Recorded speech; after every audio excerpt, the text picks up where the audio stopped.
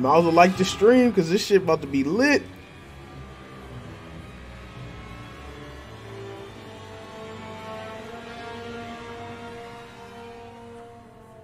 I wonder what they're gonna show. Let me know if the sound is right.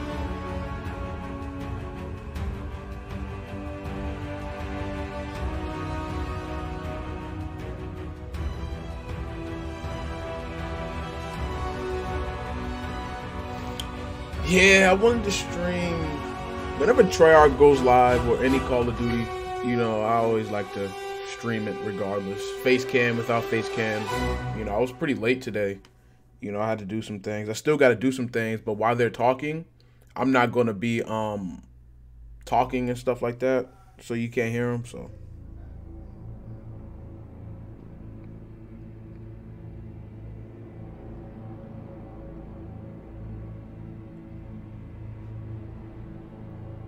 Yep, so I'm not going to really be doing all that stuff.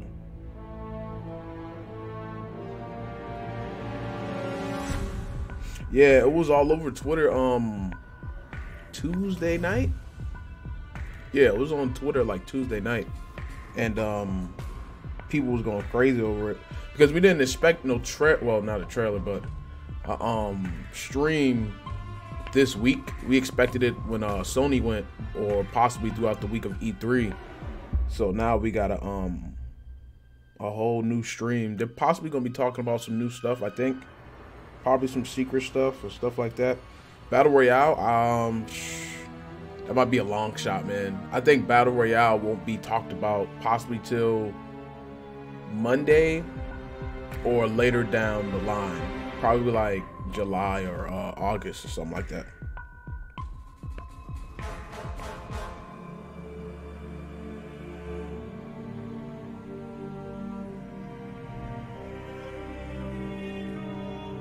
But we'll see, man. You know.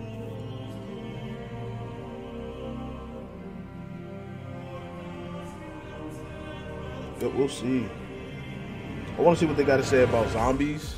Of course, they're going to be showing multiplayer, of course, and hopefully we get to see a new map or something. I want to see some Nuketown or something, bro. They got to show something this stream. But when it comes on in like a couple seconds, I'm not going to be talking or anything, so.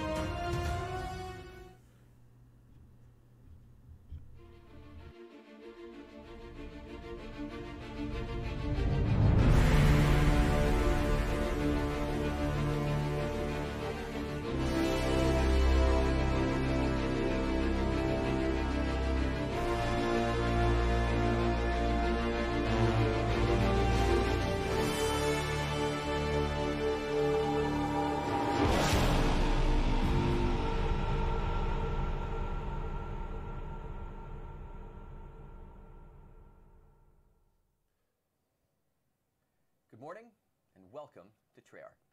I'm John Raffis, and this is the very first live stream for Call of Duty Black Ops 4, the first of many streams from this, our new live stream studio.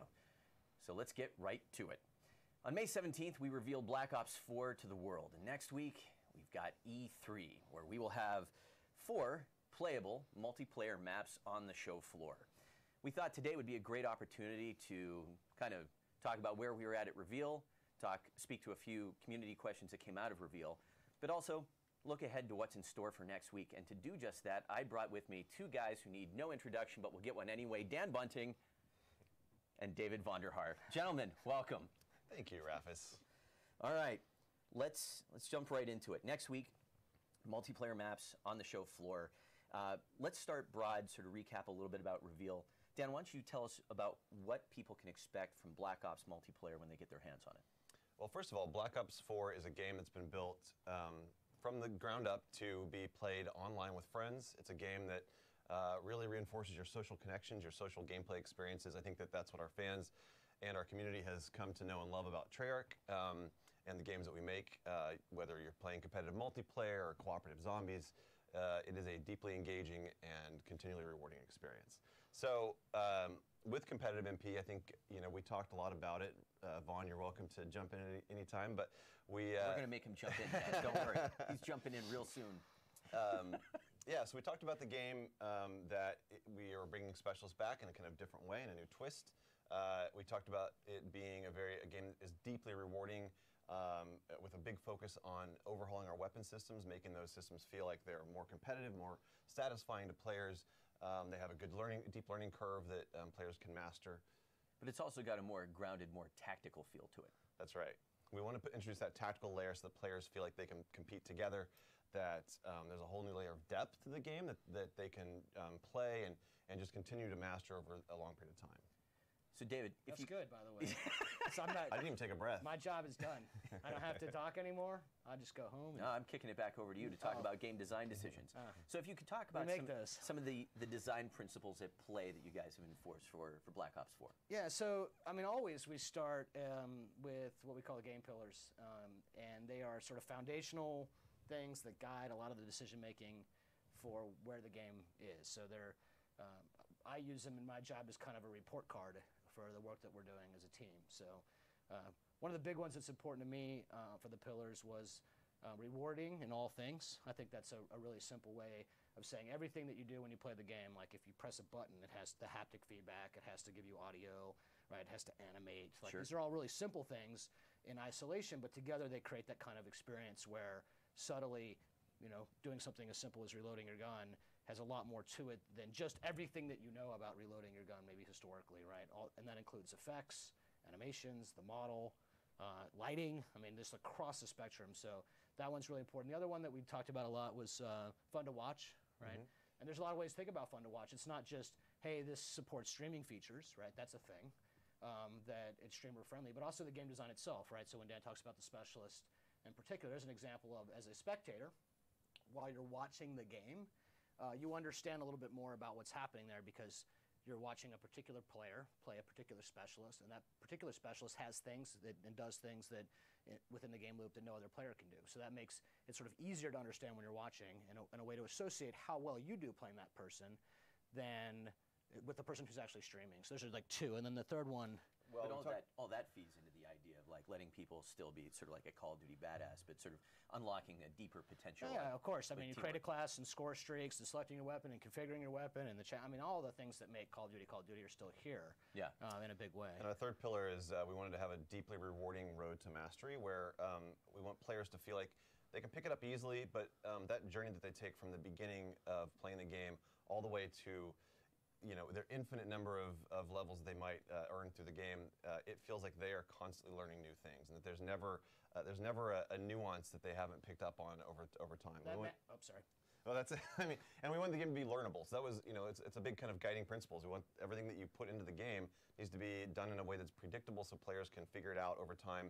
They can learn how to do it. They can master it themselves. It manifests itself in, say, like the weapon design, where every weapon, and we like to say it's its own unique snowflake, but it's its own really modeled after the concept of a brand or modeled after the concept of a character itself. So it's not just mastery of I unlocked all the attachments for this weapon, but I unlocked all the attachments for all of these weapons, and that path to that mastery is actually not exactly the same, right? So in a way, we took a lot of the stuff that we were really good at in the systems, like putting nice things in nice clean boxes that are easy to understand, and we sort of opened them up and cracked them open a little bit.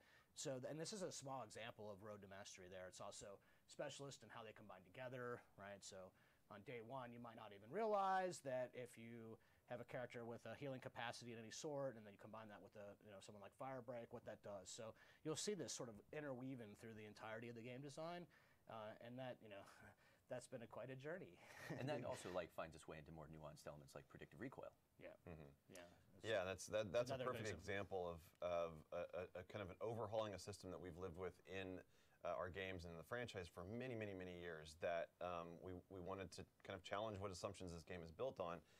And then fulfill that pillar that we have, that you're going to have a game that's deeply rewarding and a game that has a long road to mastery.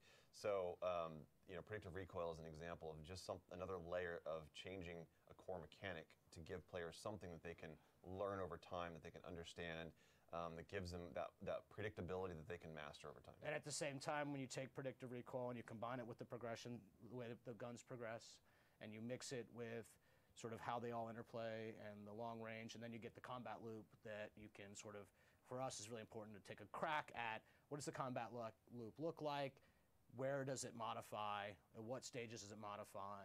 That's how you end up with something like the need to self-heal, to start initiate your own heal. So it's interesting because when you talk about features, it's like the simple way to talk about features is to say we have a feature that is that you have to initiate your own heal, right? And in isolation, that seems like, well, okay, well, maybe that would be okay, right? But it's the totality of the experience of the features and how they all interweave together, and that's a very tough story to tell when you're on stage for 10 minutes for the public reveal, but something that I'm personally excited about being able to come into the studio that you built, the house that John built, that's quite gorgeous, and we can maybe dig a lot deeper for folks who are curious about those no things. time limits, David.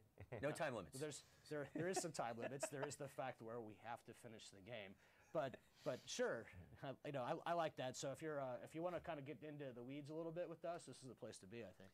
Yeah, that's the beauty of doing a live stream like this is that we do have a very tight time window to be up on stage and explain everything about the game in a compact 5 to 10 minute session. But we come here, we get to say why do we make these decisions? Yeah. What's the motivation behind it?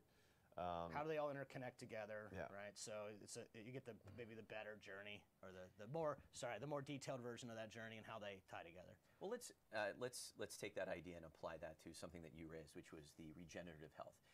So coming out of Reveal, there were a couple questions around health regen.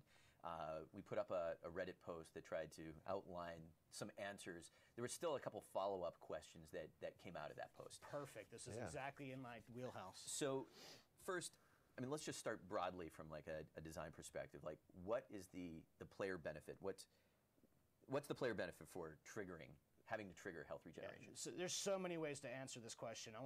I'd like to try my version, and then you can maybe take your perspective on this.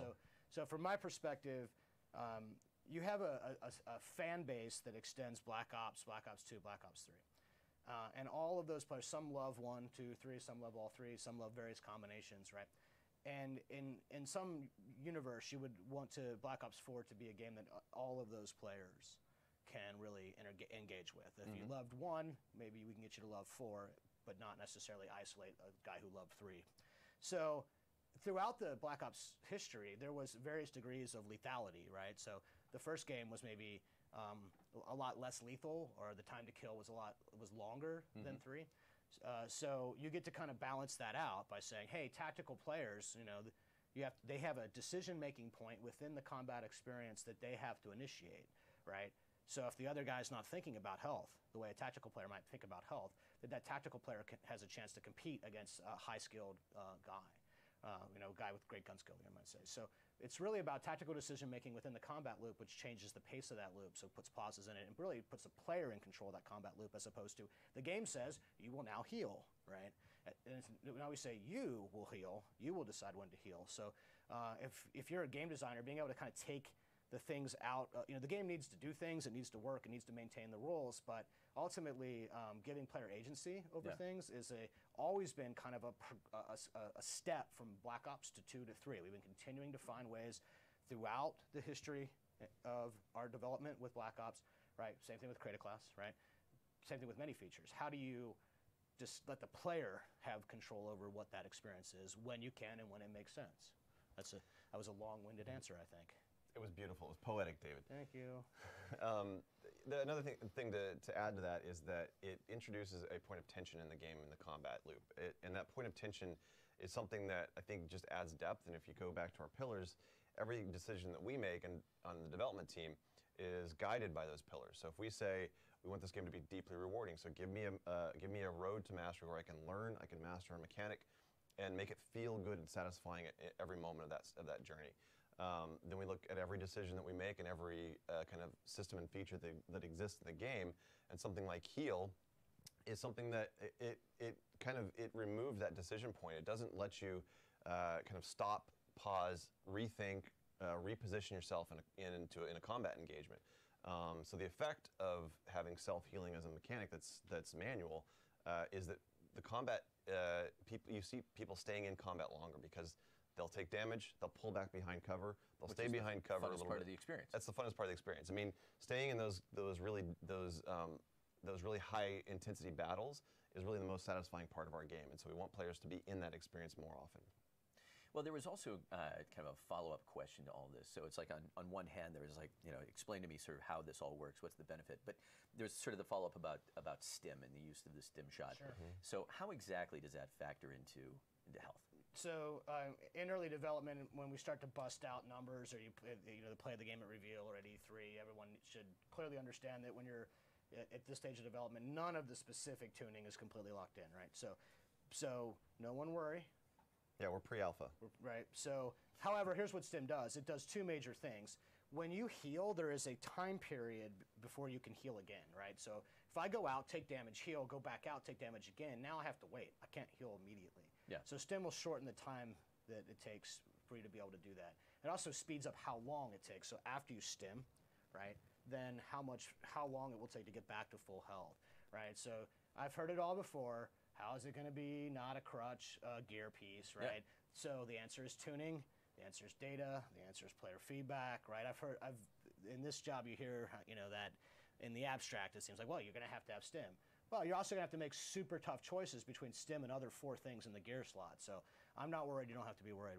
This is what we do with you all, right? Exactly how we handle it.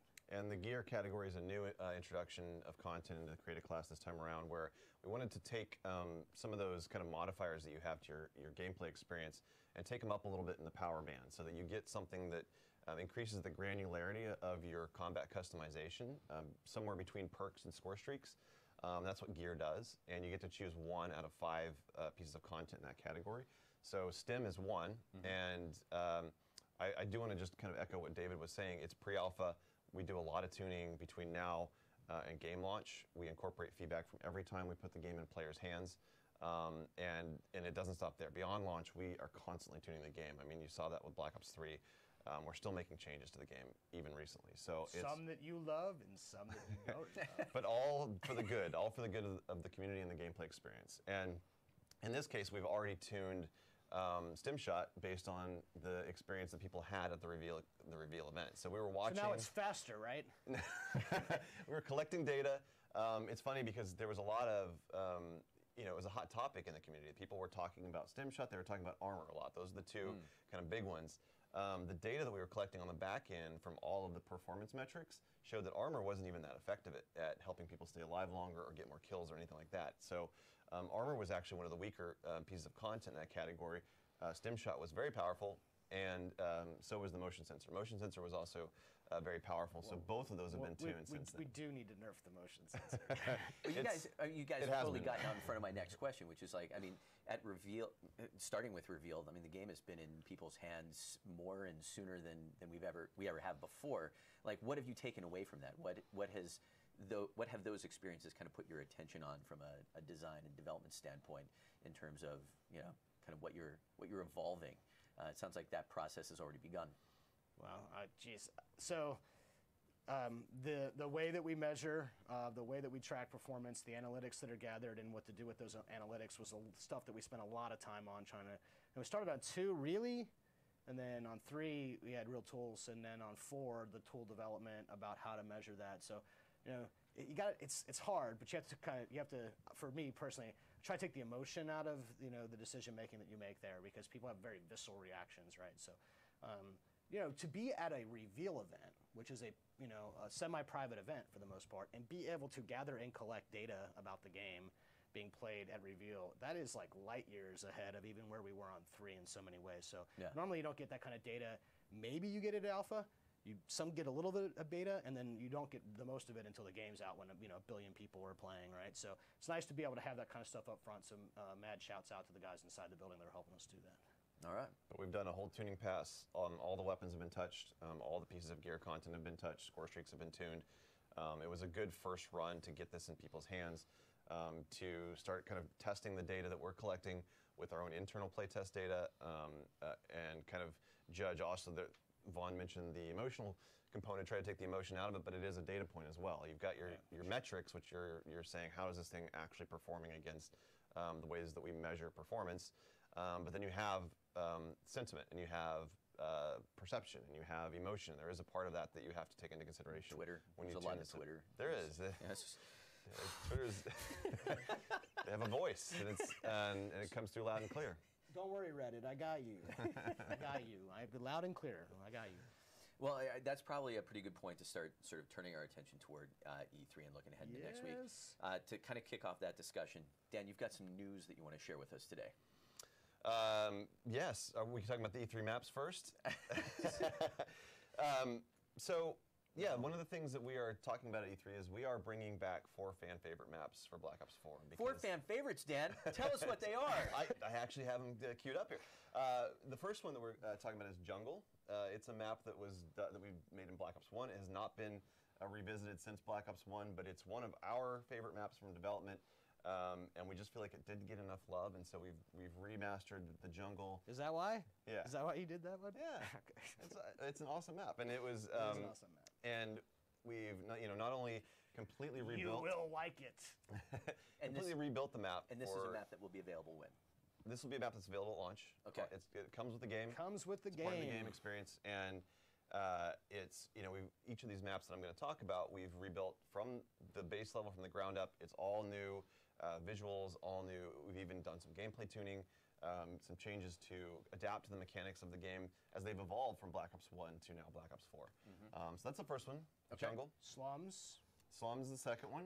You want to talk about it? I just want to talk about how awesome it is and the nature, like the competitive nature of that kind of map, the walled garden in the middle, right? These are all experiences that they're fun to come back to. It's actually really a good thing to sort of remind ourselves what we learned then, right? Because when you go from 1 to 3 and things that had happened between those games, how fast 2 was, and then the verticality of 3, and then come back around again, right, on 4 to look at Slums as as a pure great design roller test case. It's like, oh, this is why these maps were good. These were why these maps are popular. And when you get to 4 and you come back to the ground, right, you got to it's kind of maybe slightly obscurely to say it's actually important to remind ourselves that the pace of 4 is more in line with 1 because you're not thrust jumping and you're not wall running, right?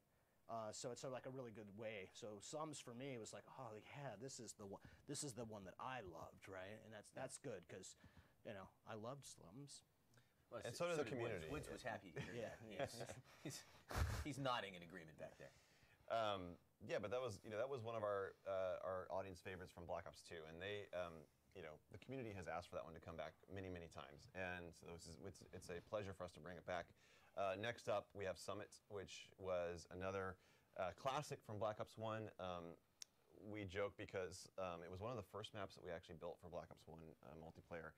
Can we tell you the truth about this? The very first map you make for any game, new game, it's actually the last map you finish. It's like you're trying to get your mind around things, and the level of self-criticism about the first map that you make, and then somehow the second, third, fourth, fifth, whatever, those maps are so much easier to get done. And Summit, was a very popular map, and as a map we liked. But it's also like the one map you were playing forever. Right? Well, perfection takes time. But yes, Summit was one of our favorite maps. Yeah, after a while, right? Some of us have to work on it a lot. I get to do the 4th map. Okay. Firing range. Firing range. Is that a question or a statement? That's a statement. Nice. Firing range is exclamation mark. Firing range is the 4th map that'll be available immediately with Black Ops 4. Another kind of really good sort of anchoring map, right? I mean, Nuketown's a very popular map in our history for different reasons, but Firing Range is like a classic sort of engagement, sort of the first time we got really comfortable with the idea of parallel laning, which is the concept of there's a structure and you can move through the structure in the same direction that you can also move through on the outside of that. What the fans, what the kids say, wall banging, you could wall bang in that map very well.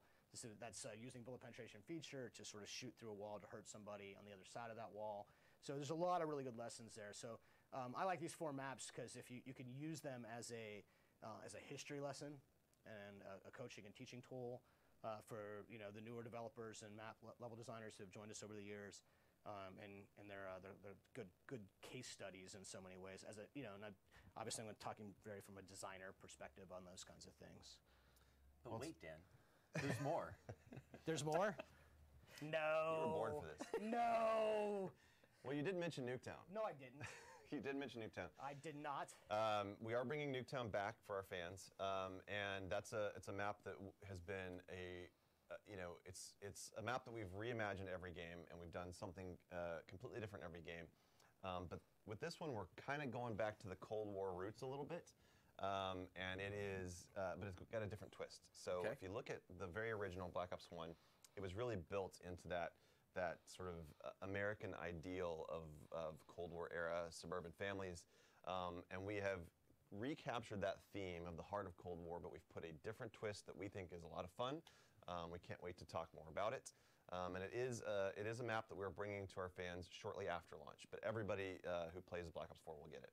That map was designed by Adam Hoggett, level designer for MP, who recently celebrated literally his 10-year anniversary at Treyarch. Congratulations, Adam. Also, if I have to talk to you about Nuketown one more time, I'm just going to fall over. All right, so I ran into him in the parking lot yesterday, and I'm like, thanks, bud. Still talking about Nuketown. Got to talk about it tomorrow.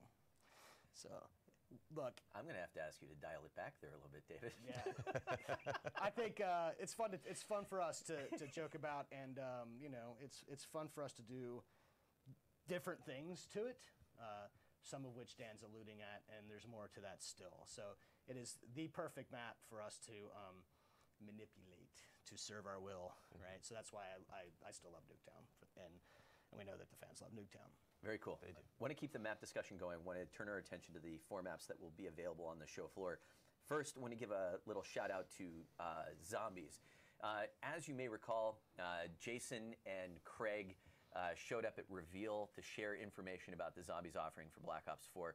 Biggest Zombies offering ever, with 3 experiences on disc, 9 Voyage of Despair, and a sweet coming-of-age tale, Blood of the Dead. Anyway, Jason, and possibly some friends, will be on hand Wednesday, June 13th at 1:45 at the Novo at LA Live to speak with the one and only Jeff Keighley about Zombies, past, present, and some future. So make sure to tune in next Wednesday. Keep an eye out on our social channels. We'll let you know when to tune in for that. Jason and Craig could not be here with us today.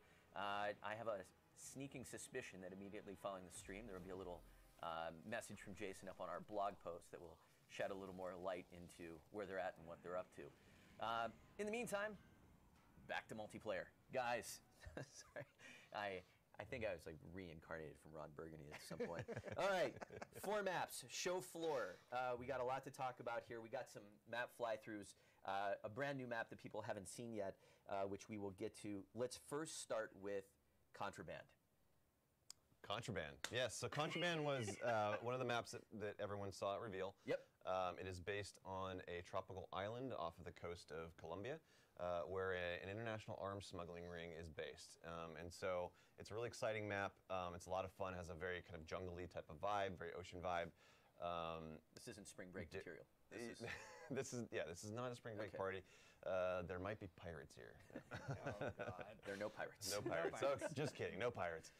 But it is, Contraband was a really fun map to make. We really enjoyed capturing that kind of old world vibe mixed with this new world kind of contraband under the radar sort of smuggling ring camped out here. So it's got a lot of underwater combat. Has really tight choke points on the bridge. This bridge is a central hot spot, especially in domination, trying to capture the B point. And that's kind of what this map is all about. Yeah. It also looks really good. So pretty. And then next up, I believe this is the new one, Frequency. Sure, we want to do the new one right away. All right, let's talk about Frequency. Get into it.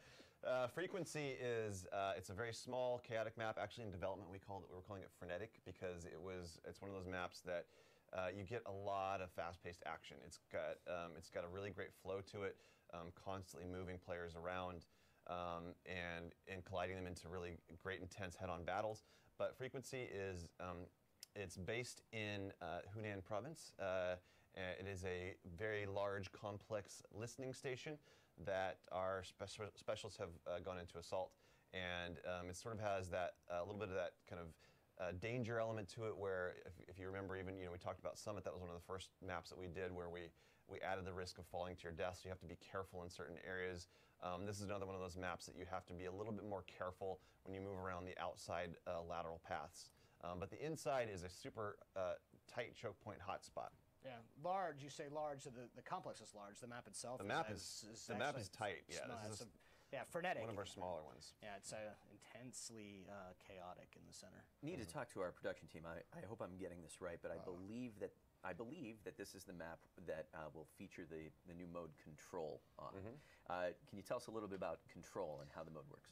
Yes, Control. So Control is a new game mode that we've introduced in this game. We've designed it with the goal from the beginning of really bringing out the best of the tactical gameplay that we have in this game, and kind of enhancing the roles that the specialists play in combat, where you can really, your team is going to work together whether they mean to or not. And that was one of our goals in this game, is that we wanted to introduce more teamwork without forcing it on players, let players kind of just play the game, enjoy it. We've talked about, we had this kind of philosophy of what's in it for me. Like, I want to help my team, but I want to make sure that I'm doing awesome myself. So every single mechanic that we designed is really designed to cater to our Call of Duty style of player, while also introducing teamwork, whether active or passive. And this mode is really built to bring that out. With a shared, pool of lives, right? So there's an example of how you can, what's in it for me? Well, I shouldn't die, but then by not dying, I also, right, can help my team win. So those are how you give players shared goals, right, without forcing the shared goals, because it's bad for you to do that. It's bad for your team to do that, right, towards the end. So the way that this mode resolves can be quite intense. There's nothing like throwing yourselves on an objective at the same time you're trying to not die, right? So these are good examples of how you sort of can bring the teamwork out. We really talk about it in terms of bring the tactical play out of the game, and you will help yourself by helping a teammate. That's the what's in it for me kind of thing. But that might also show you that Dan is maybe not a team player. Throwing yourself on an objective without dying. Yeah. Sounds like game development. That's what I do. Wins. It's intense. It's a great mode. Wins before KD. Fans love it. Wins before KD. All right, Seaside. That is another map that we will have on the show. Seaside is a coastal kind of old world town in the coastline of Spain that's been built. It was the site of a demonstration that kind of went awry. Government forces had to come in, so you see lots of big tanks have come in and barreled through walls. This is one of the first maps that we built on this game. We are still playing it forever, just like every game we make. But it's a lot of fun. I mean, this map has a big kind of open courtyard in the middle with sniper overwatch positions that Can you explain to me how the tank got in there? Because I'm still trying to figure that out. You'll never know. It just busted through the wall and kept going. So that central courtyard is a site of some very intense battles. It has great sniper positions up there, while at the same time having a lot of tight, choky kind of flows around the outside. So if you want to take, for example, take the path to the wine cellar, it's going to be kind of a windy path, lots of cover, lots of sort of kind of in and out positions that are fun to just fight close range combat with. I do appreciate that the pastries and wine were left untouched. So that's priorities. Priorities are straight. Treyarch has a history of running tanks through that particular structure, those types of structures. Last but not least, payload. Payload is an ICBM facility, a missile defense station that's built deep into the mountains of Iceland. Nice. Yeah, that was going through the bullet hole thing. I think you're stealing the blackout stuff right there. So you'll see these kind of like these large missile silos built into the mountain. You're going to play in and around one, so that's kind of the hook of this map. You're playing through one of these missile silos, around one of the big missiles that's taken apart. You can actually fight in and through it. So it has some really kind of tight head-to-head spaces. The way that the lanes connect up in this map are very different from how we traditionally do, and that leads to some new kind of strategic opportunities for how you might attack the center. That center spot, again, is a very intense hot spot, but we also have some really tight paths that we've put, for example, some hardpoint objectives on that are really hard to hold down. And so, we want to do these kind of twists on the game modes to give players new experiences in how they capture and hold an objective, and this is no different. It's fun to see the maps again. Usually in early development, I'll play these maps, but then I'm on to the next set of maps. Wow, they get arted up like this, right? So it's like, whoa, that's awesome to see some of the work that the hardworking men and women of Treyarch Art Department has done to make this thing look the way that it looked, right? So good job. All right. You've been busy with those guys, huh? Yeah, they've put in a lot of hard work, and they've turned out great. All right, we've got a couple announcements to close things out. Before we get Is it there, time to go? any closing thoughts from you guys? Any last things to share? Anything? Well, we can't wait to bring the game to E3. It's going to be on the show floor.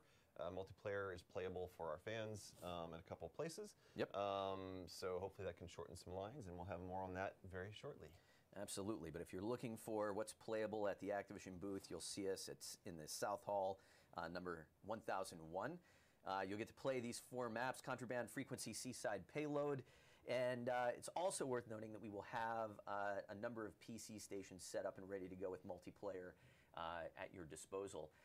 It's probably also worth mentioning that immediately after E3, there will be a couple of us at the DreamHack event in Sweden. So keep an eye out for Jonathan Moses and our brand new community manager on the PC front, a guy named Rob Smith, will be wandering around the show. And let's see here, what else we got? Following E3, following DreamHack, Black Ops 4 will also be playable at the CWL Anaheim Open on the following weekend from June 15th through the 17th.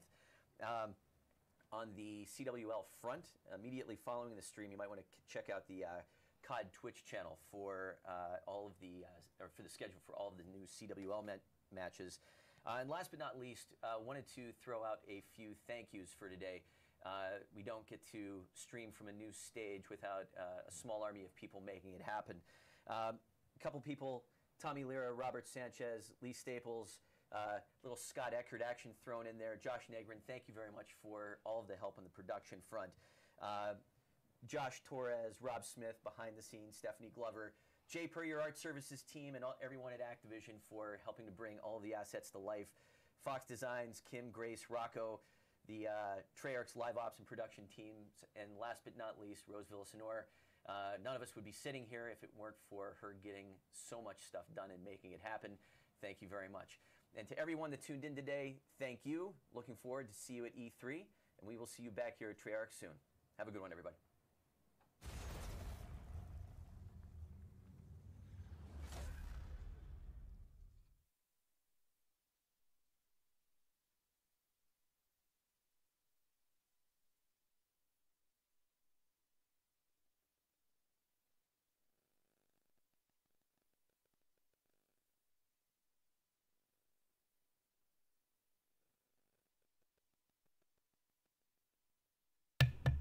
All right.